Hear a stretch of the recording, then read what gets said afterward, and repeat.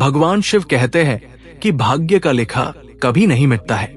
मित्रों, माता पार्वती ने एक बार भगवान शिव से मनुष्य के भाग्य को लेकर एक प्रश्न किया और कहा, हे प्रभु, मैं जानना चाहती हूँ कि क्या मनुष्य का भाग्य पहले से ही तय किया जाता है?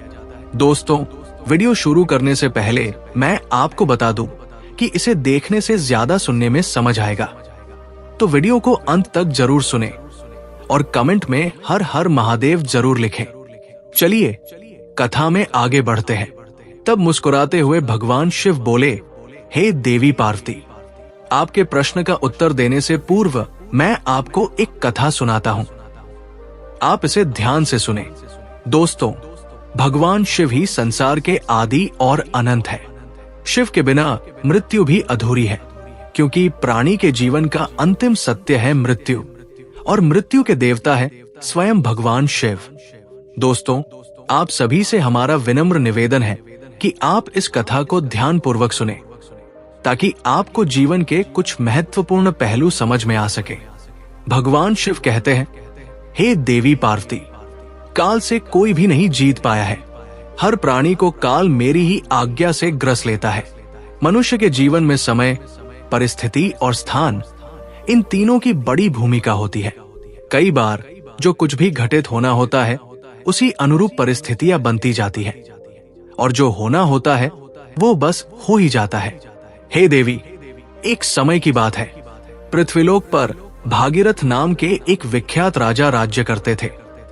वे बड़े ही धर्मात्मा, न्यायप्रिय, पराक्रमी, विद्वान, कुशल और प्रजा का पालन करने में दक्ष थे।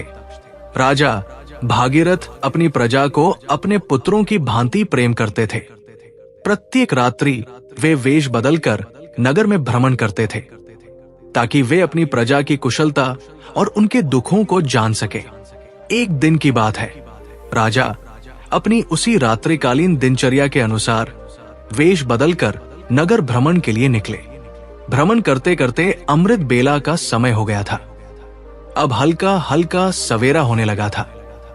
रात भर भ्रमण करने के कारण वे अब नगर की परिक्रमा वाले मार्ग से होकर निकल रहे थे। उसी मार्ग के दूसरी ओर एक घना जंगल आरंभ होता था। तभी उन्होंने देखा कि एक नौजवान लकड़हारा कंधे पर कुल्हाड़ी लिए जंगल में प्रवेश कर रहा है। वो एक ऊंचे वृक्ष पर चढ़कर लकड़ी काटने लगा। अचानक कहीं से एक भयानक रीछ यानी भालू दौड़ता हुआ वहां आ पहुंचा। ये देखकर राजा एक पेड़ के पीछे चुपचाप छिप गए। लेकिन राजा ने देखा कि वो रीछ भी उसी वृक्ष पर चढ़ने लगा, जिस पर वो नौजवान लकड़हारा लकड़ी काटने के लिए चढ़ा था। उस रीछ को पेड़ पर इतनी तेजी से चढ़ते हुए देखकर राजा आश्चर्यचकित रह गए। उन्होंने सोचा, ये कैसे संभव है? इतना भारी भरकम प्राणी वृक्ष पर कैसे चढ़ सकता है? क्योंकि सामान्य रीछ कभी वृक्ष पर नहीं चढ़ता, लेकिन ये तो किसी अद्भुत शक्ति से चढ़ रहा था। उधर जब उस नौजवान लकड़हारे ने रीछ को अपनी ओर तेजी से आता देखा, तो डर के मारे उसके हाथ पांव फूल गए। भय से कांपते हुए उसके हाथ से वृक्ष की टहनी छूट गई और वो धड़ाम से जमीन पर गिर पड़ा। जैसे ही वो गिरा, उसी क्षण उसके प्राण पखेरु उड़ गए। अब जब वो भयानक रीछ पेड़ से नीचे उतरा, तो अचानक वो देखते ही देखते एक सुंदर स्त्री का रूप धारण कर गया और पास ही स्थित एक कुएं के पास जाकर बैठ गया, मानो वो किसी का इंतजार कर रही हो। दोस्तों, राजा भागीरथ ये सब देखकर भीतर तक हिल गए थे। उन्हें अपनी आंखों पर विश्वास नहीं हो रहा था। उनकी सारी थकान, सारा आलस्य और नींद एक क्षण में उड़ गई, क्योंकि उन्होंने अपनी आंखों से देखा था कि कैसे वो भयानक प्राणी एक स्त्री में बदल गया। अब उनका मस्तिष्क अनेक प्रश्नों से घिर चुका था। राजा ने ठान लिया कि मैं इसका पीछा करूंगा और जानूंगा कि ये रहस्य क्या है। वे दूर खड़े होकर उस स्त्री पर दृष्टि टिकाए देख रहे थे कि अब वो क्या करती है। थोड़ी ही देर बाद राजा के 2 सिपाही जो रात्रि गश्त पर थे वहां से गुजर रहे थे। संजोग की बात ये थी कि वे दोनों सगे भाई थे। जब छोटे भाई की दृष्टि उस कुएं के पास बैठी स्त्री पर पड़ी, तो उसे देखते ही वो उसके रूप पर मोहित हो गया। और वो बोला, भैया, वो जो सुंदर कन्या वहां बैठी है ना, उसे देखते ही मेरे हृदय में प्रेम जाग उठा है। मेरा मन कहता है कि वही मेरी योग्य वधू है। मैं उसी से विवाह करना चाहता हूं। बड़े भाई ने जब उसकी बात सुनी तो उसने भी कन्या की ओर देखा और वो भी उसी क्षण उसके सौंदर्य पर मोहित हो गया। और बड़ा भाई भी बोला, अरे छोटे, बड़े भाई के होते हुए तू कैसे विवाह कर सकता है? मैं तुझसे बड़ा हूं और मुझे भी उससे प्रेम हो गया है, इसलिए विवाह तो मैं ही करूंगा। तब छोटा भाई बोला, भैया, लेकिन पहले मैंने उसे देखा है, इसलिए विवाह का अधिकार मेरा है। अब दोनों भाई आपस में विवाद करने लगे। तभी बड़े भाई ने समझदारी दिखाते हुए कहा, हम व्यर्थ ही झगड़ रहे हैं, क्यों ना हम इस कन्या से ही पूछ ले कि वो हम दोनों में से किसे पसंद करती है। वो जिससे विवाह करना चाहे, हम दोनों उसे स्वीकार कर लेंगे। ये निर्णय लेकर दोनों भाई उस सुंदर कन्या के पास पहुंचे। बड़े भाई ने पूछा, हे सुंदरी, आप कौन हैं और यहाँ क्या कर रही है? तब उनके पूछने पर वो स्त्री मधुर स्वर में बोली, मेरा नाम रूपा है, मैं पास ही के गांव में रहती हूं। मैं अपने पति की तलाश में इस जंगल में भटक रही हूं। फिर छोटा भाई बोला, क्या हुआ? हमें बताओ, तुम्हारा पति कहाँ है? हम दोनों मिलकर उसकी खोज में तुम्हारी मदद करेंगे। तब रूपा ने हल्की सी मुस्कान के साथ शर्माते हुए कहा, अरे नहीं, अभी तो मैं कुंवारी हूं। मैं एक योग्य वर की तलाश में निकली हूं और इस संसार में मेरा कोई नहीं, एक मां थी, वो भी कुछ दिनों पहले चल बसी। इस पर छोटा भाई उत्साहित होकर बोला, वाह, कितना सुंदर संयोग है। हम दोनों भाई भी अविवाहित हैं। यदि तुम चाहो तो हम दोनों में से किसी एक से विवाह कर सकती हो। तब मुस्कुराते हुए उस लड़की ने कहा, मुझे तो आप दोनों ही पसंद हैं। आप ही तय कर लो कि मैं किसके साथ विवाह करूं। तब बड़े भाई ने कहा, हम दोनों भी इसी उलझन के साथ तुम्हारे पास आए हैं, अब क्या करें? तब लड़की बोली, तो ठीक है, इसका निर्णय मैं ही कर देती हूं। मैं तुम दोनों में से एक से विवाह करूंगी, लेकिन मेरी एक शर्त है। दोनों भाई एक साथ बोले, बोलो, हमें क्या करना है? तब वो कुंवारी लड़की बोली, तुम दोनों में से जो भी अधिक बहादुर और शक्तिशाली होगा, मैं उसी से विवाह करूंगी। दोस्तों, इतना सुनते ही दोनों भाई स्वयं को एक दूसरे से श्रेष्ठ और बलवान सिद्ध करने की इच्छा से आपस में युद्ध करने लगे। लड़ते लड़ते उन्होंने अपनी तलवारें निकाल ली और फिर छोटे भाई ने बड़े भाई के पेट में तलवार घुसेड़ दी और वही बड़े भाई ने भी पलटवार करते हुए छोटे भाई का गला काट दिया। इस प्रकार तड़प तड़प कर दोनों भाइयों ने अपने ही हाथों से प्राण गंवा दिए। तभी वो लड़की जोर से हंसने लगी और वहां से उठकर घने जंगल की ओर चल दी। वहीं दूसरी ओर राजा को एक और गहरा सदमा लगा। उन्होंने सोचा, इस स्त्री ने क्या कर दिया? ये तो कोई छलावा थी। अब ये आगे क्या करेगी? मुझे देखना चाहिए। ऐसा सोचकर राजा भी कुछ दूरी बनाकर गुप्त रूप से उसके पीछे चल दिए। मित्रों, अब सूर्य भगवान पूरी तरह उदय हो चुके थे, किंतु राजा भगीरथ एक रीछ के वृक्ष पर चढ़ने और फिर एक सुंदर कन्या के रूप में बदल जाने की विचित्र घटना को अपनी आंखों से देखकर भीतर तक हिल चुके थे। अब उन्हें न भूख का ध्यान था, न प्यास का, न ही राजपाट का। उन्हें तो केवल उस रहस्यमयी लड़की के विषय में जानने की तीव्र जिज्ञासा थी। राजा उस सुंदर स्त्री का पीछा करते हुए सावधानी पूर्वक लगभग 2 कोस दूर तक आ गए। अब आगे जो हुआ उसने राजा के आश्चर्य की सभी सीमाएं तोड़ दी, क्योंकि देखते ही देखते वही स्त्री अब फिर अपना रूप बदलकर एक जहरीले नाग में बदल गई और वो नाग बहुत तेजी से रेंगता हुआ आगे बढ़ने लगा। कुछ ही दूर एक नदी बह रही थी। वो नाग नदी किनारे पहुंचा और राजा की आंखों के सामने ही नदी में कूद पड़ा। नदी में एक नाव चल रही थी जिसमें 10-12 लोग सवार थे। वो नाग उसी नाव की ओर बढ़ा। राजा भगीरथ किनारे खड़े होकर ये सब देख रहे थे। नाग के नाव में कूदते ही उसमें अफरा तफरी मच गई। लोग डर के मारे अपनी जान बचाने के लिए नाव से पानी में कूदने लगे।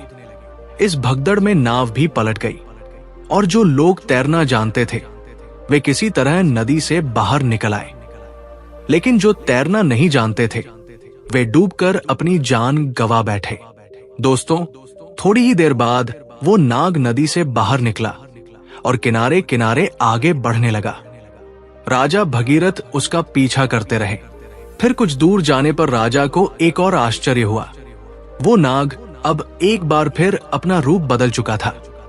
अब वो एक वृद्ध गरीब ब्राह्मण के वेश में था। राजा ने सोचा, इस रहस्यमय प्राणी के विषय में जानकारी लेने का यही उचित समय है, क्योंकि इस समय वो एक वृद्ध ब्राह्मण के रूप में था। इसलिए राजा ने सोचा, अब मुझे इससे कोई खतरा नहीं होगा, मैं इसके पास आसानी से पहुंच सकता हूं। यही सोचकर राजा शीघ्रता से उस रहस्यमयी ब्राह्मण की ओर बढ़ने लगे। राजा तो उसके छलावे और रहस्यमयी चालों का पहले से ही पीछा कर रहे थे। अब वो तेज कदमों से चलते हुए उस ब्राह्मण के पास पहुंचे। उन्होंने हाथ जोड़कर विनम्रता से प्रणाम किया। उस वृद्ध ब्राह्मण ने भी हाथ उठाकर अभिवादन स्वीकार किया और उन्हें आशीर्वाद दिया। तब राजा ने समीप जाकर पूछा, हे ब्राह्मण देव, आप कौन हैं? तब उस ब्राह्मण ने बड़े आश्चर्य के साथ उत्तर दिया, क्या तुम्हें दिखाई नहीं देता? मैं एक ब्राह्मण हूं और साथ ही एक वैद्य भी।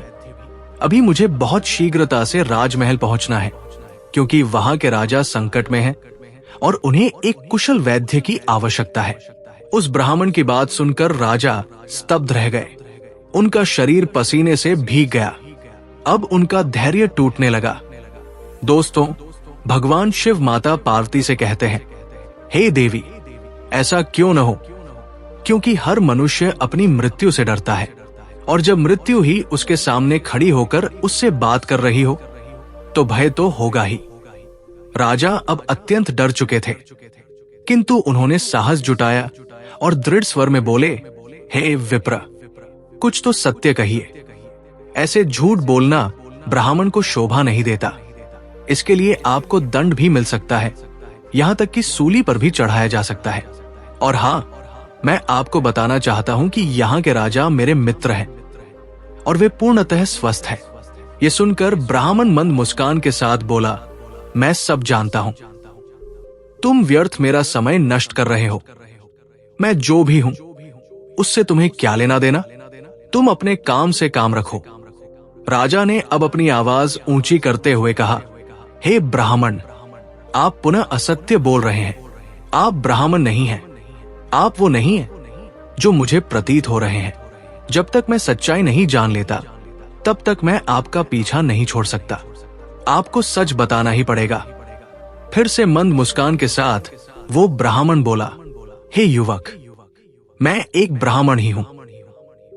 मुझे जाने दो, नहीं तो यहाँ के राजा की मृत्यु का कारण तुम बनोगे और इसका पछतावा तुम्हें जीवन भर रहेगा। ब्राह्मण के मुख से ऐसी बातें सुनकर राजा को क्रोध आ गया। उन्होंने अपनी गुप्त तलवार निकाल ली और बोले, अब आप झूठ नहीं बोल सकते। मैं तब से आपका पीछा कर रहा हूं जब आप ऋच का रूप धारण किए हुए थे। आपने उस युवक लकड़हारे को मार डाला, फिर एक सुंदर स्त्री बनकर 2 सिपाही भाइयों को एक दूसरे के हाथों मरवा दिया। फिर आप विशैला नाग बनकर नदी में कूदे और उस नाव पर चढ़ गए जिसमें कई यात्री सवार थे। आपकी दहशत के कारण भगदड़ मची, नाव पलट गई। जो तैरना जानते थे वे तो बच निकले, लेकिन बाकी सभी डूबकर मर गए। और अब आप वृद्ध ब्राह्मण का रूप धारण करके नई चाल चल रहे हैं। इसलिए हे ब्राह्मण, अब सत्य कहो, तुम कौन हो? राजा की तीखी बातें और तलवार की नोक देखकर भी वो ब्राह्मण शांत रहा और बोला, हे युवक, यदि मैं न बताऊं तो तुम क्या कर लोगे? राजा ने तलवार को उसके और निकट कर लिया और बोले, अब तुम परिणाम भुगतने के लिए तैयार हो जाओ, क्योंकि अब तुम कई लोगों की हत्या करने के दोषी हो। इसलिए तुम्हें राजदरबार में प्रस्तुत कर सूली पर चढ़ाया जाएगा। तुम नहीं जानते कि ये सम्राट भगीरथ का राज्य है, जो एक न्यायप्रिय और प्रजावत्सल राजा है। तुम यहाँ से जीवित वापस नहीं जा सकते। इसलिए तुम्हारी भलाई इसी में है कि अपने असली रूप में आओ और अपनी सच्चाई मुझे बताओ। दोस्तों, तब भगवान शिव कहते हैं, हे देवी पार्वती।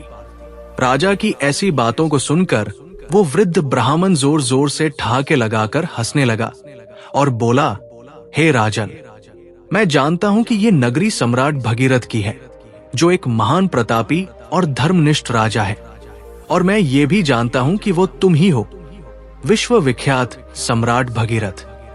किंतु अब तुम भी एक बात जान लो, तुम मुझे नहीं मार सकते, बल्कि एक दिन ऐसा आएगा जब मैं ही तुम्हें मरने के लिए विवश कर दूंगा। अब तो राजा के होश ही उड़ गए। ब्राह्मण की इस प्रकार की बात सुनकर राजा भगीरथ के हाथ से तलवार छूटकर नीचे गिर गई। वे हाथ जोड़कर चुप हो गए और मन ही मन सोचने लगे, जिसने इस रूप में भी मुझे पहचान लिया, वो कोई साधारण मानव तो हो ही नहीं सकता। तभी राजा विनम्र होकर बोले, हे ब्राह्मण, अब जब आपने मुझे पहचान ही लिया है तो कृपा करके ये भी बताएं कि आप वास्तव में कौन हैं। तब वो ब्राह्मण बोला, हे राजन, किसी ने सत्य ही कहा है कि संसार में 4 हट सबसे बलवान होते हैं, राजहट, बालहट, स्त्रीहट और योगहट। तुम राजा हो, इसलिए राजहट पर अड़े हो। अब तुम बिना मेरी सच्चाई जाने रह ही नहीं सकते, ये भी मैं जानता हूं। इसलिए अब ध्यान से सुनो, मैं कौन हूं और मैं तुम्हारी राजधानी में क्यों आया हूं। तब उस वृद्ध ब्राह्मण ने बताना आरंभ किया और कहा, हे राजन, अब तुम्हें मैं अपनी पहचान बताता हूं। मेरा नाम काल है। तुम जानते हो कि संसार में जितने भी प्राणी जन्म लेते हैं, उनकी मृत्यु निश्चित होती है। इसीलिए इस धरती को मृत्यु लोक कहा जाता है। जब कोई प्राणी माता के गर्भ में आता है तो उसी समय उसका भाग्य लिखा जाता है। नियति के अनुसार आत्मा शरीर में प्रवेश करती है और वह जीवित होता है। उसी क्षण उसकी मृत्यु का समय, स्थान और कारण भी विधाता द्वारा निश्चित कर दिया जाता है।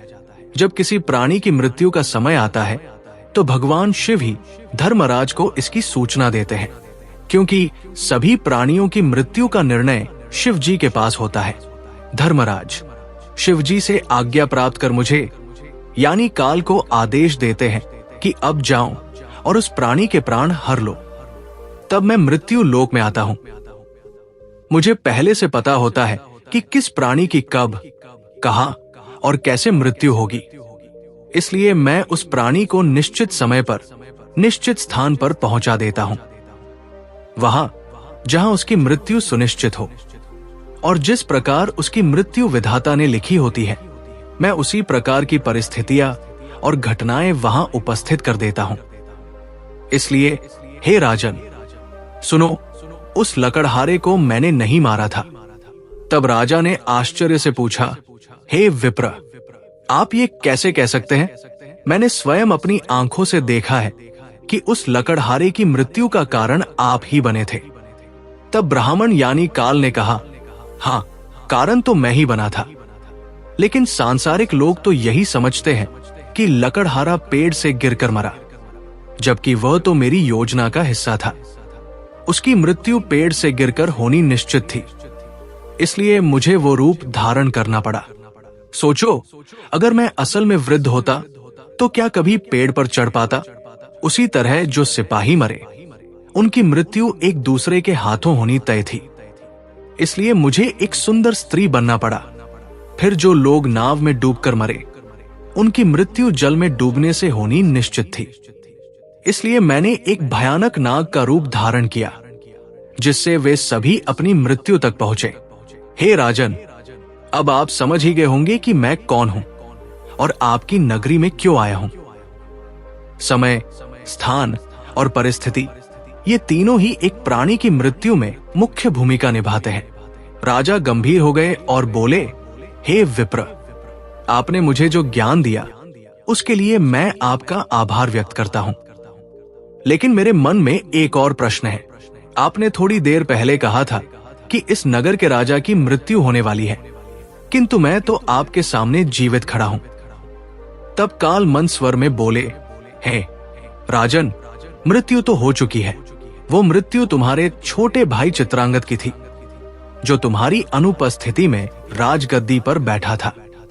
शत्रु राज्य के एक गुप्तचर ने उस पर बाण चला दिया, और क्योंकि तुम्हारे राज्य के नियमों के अनुसार तुम्हारी अनुपस्थिति में वही राजा माना जाता है जो गद्दी पर बैठा हो, इसीलिए मृत्यु राजा की ही मानी गई और तुम यहां मेरे साथ व्यर्थ की उलझनों में पड़े रहे।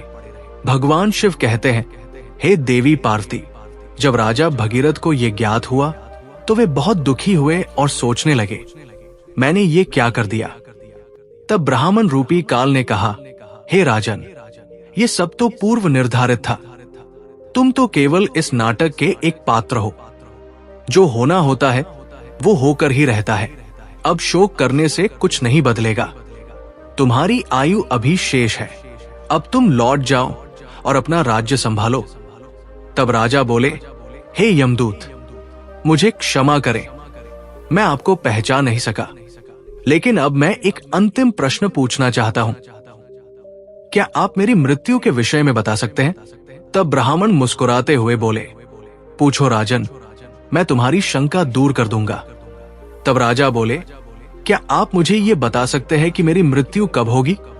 तब यमदूत ने कहा, नहीं, एक सामान्य व्यक्ति के लिए ये बात जब तक गुप्त रहती है तभी तक वो इस संसार में विलीन होकर जी सकता है, अन्यथा वो मृत्यु से पहले ही पल पल तड़प तड़प कर मरता है। क्योंकि चिंता और चिता में कोई अंतर नहीं है। चिता तो केवल एक ही बार शव को भस्म कर देती है, किंतु चिंता हर पल मन और शरीर को जलाती है। दोस्तों, लेकिन राजा के घोर हठ के कारण ब्राह्मण ने कहा, हे राजन, जिस प्रकार से तुमने मेरे साथ रहकर दूसरों की और अपने छोटे भाई की मृत्यु के विषय में सुनकर भी धैर्य नहीं छोड़ा, उससे मुझे प्रतीत होता है कि तुम एक ज्ञानी और धैर्यवान पुरुष हो।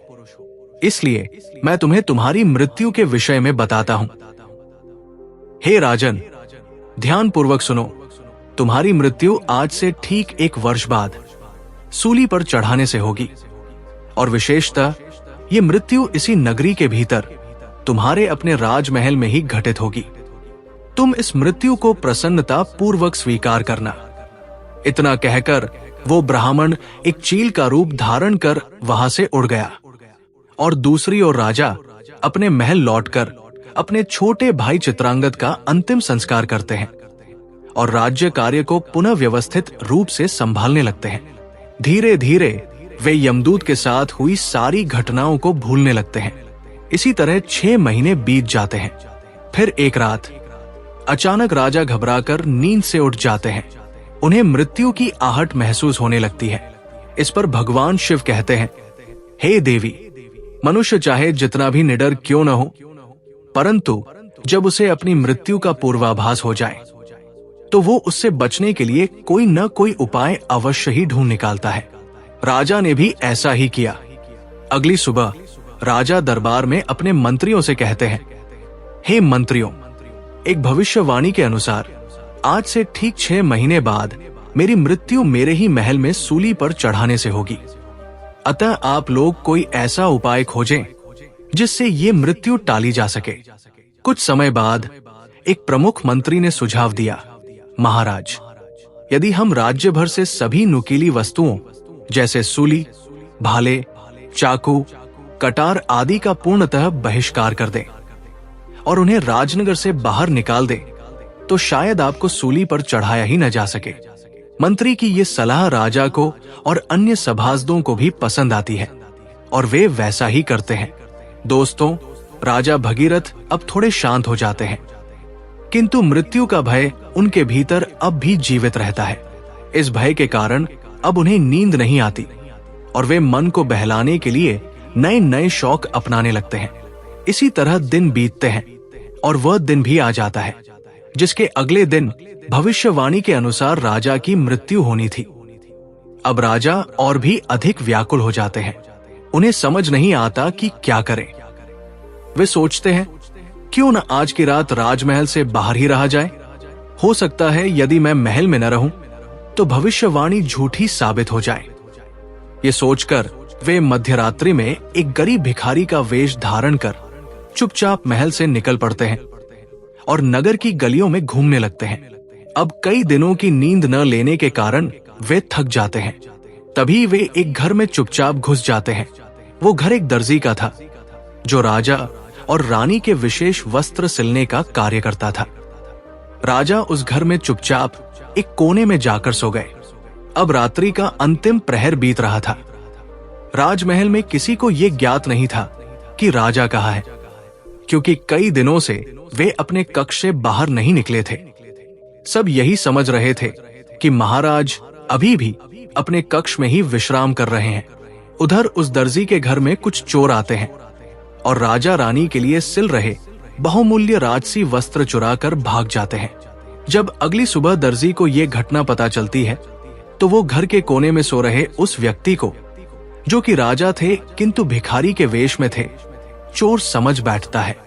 बिना पहचाने वो राजा को बांधकर सीधे राज दरबार में ले जाता है। अब राजमहल में राजा भगीरथ का पुत्र, जो अब युवावस्था में है, पिता की अनुपस्थिति में राज्य गद्दी पर बैठा था। उसने बिना जांच पड़ताल किए उस भिखारी को चोर मानकर सिपाहियों को आदेश दिया कि इसे सूली पर चढ़ा दो। ये सुनकर राजा चौंक कर उठ बैठते हैं। चारों ओर का वातावरण देखकर उन्हें समझ आ जाता है कि वे स्वयं ही अपने पुत्र के द्वारा दिए गए मृत्यु के आदेश में फंस चुके हैं। ये वो दिन था जिसकी भविष्यवाणी 1 वर्ष पहले ब्राह्मण ने की थी। राजा ने तुरंत दरबार में अपने मंत्रियों को सारा वृत्तांत बताया और कहा, हे मंत्रीगण, हम एक धर्म संकट में हैं। न तो मैं अपने पुत्र के आदेश का अपमान करना चाहता हूं और न ही मृत्यु का वरण करना चाहता हूं।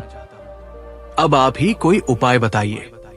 तब महामंत्री ने उस दर्जी को बुलाया और सभा को संबोधित करते हुए कहा, राजन, आपके आदेश की मर्यादा बनी रहे और महाराज के प्राण भी सुरक्षित रहें। इसके लिए हम इन्हें सूली के स्थान पर एक सुई की नोक पर बैठा देते हैं। इससे आदेश की पूर्ति भी होगी और किसी की मृत्यु भी नहीं होगी। ये बात सभी को उचित लगी। समय के अनुसार राजा को सुई की नोक पर बैठाया गया, परंतु होनी को कुछ और ही मंजूर था। जैसे ही राजा सुई की नोक पर बैठे, वो सुई उनकी पीठ में चुभ गई। रक्त बहने लगा और वैद्य बुलाए गए, पर तब तक बहुत देर हो चुकी थी। धीरे धीरे राजा का शरीर शिथिल हो गया और वे वही तड़पते हुए अपने प्राण त्याग देते हैं। दोस्तों, भगवान शिव माता पार्वती से कहते हैं, हे देवी, मनुष्य अपने भाग्य को चाहे जितना भी बदलना चाहे, परंतु जो होना निश्चित है वो होकर ही रहता है। यही कारण है कि परमेश्वर ने मनुष्य को भविष्य जानने की शक्ति नहीं दी, ताकि वो वर्तमान को जी सके। अतः प्रत्येक प्राणी को अपने कर्मों के पथ पर चलना चाहिए, धर्म का पालन करना चाहिए और हर क्षण को भगवान के नाम में समर्पित करते हुए जीना चाहिए। यही सच्चा जीवन है। तो दोस्तों, यही थी राजा भगीरथ की अद्भुत और रहस्यमयी कथा, जो हमें ये सिखाती है कि भाग्य से कोई नहीं बच सकता, चाहे कोई कितना भी उपाय कर ले। यदि आपको ये कथा अच्छी लगी हो तो कृपया इस वीडियो को लाइक करें। अगर आप हमारे चैनल पर नए हैं तो इसे सब्सक्राइब जरूर करें, ताकि ऐसे ही रहस्यमयी, प्रेरणात्मक और आध्यात्मिक कथाएं आपको नियमित रूप से मिलती रहें। जय भोलेनाथ, हर हर महादेव। आपका दिन मंगलमय हो।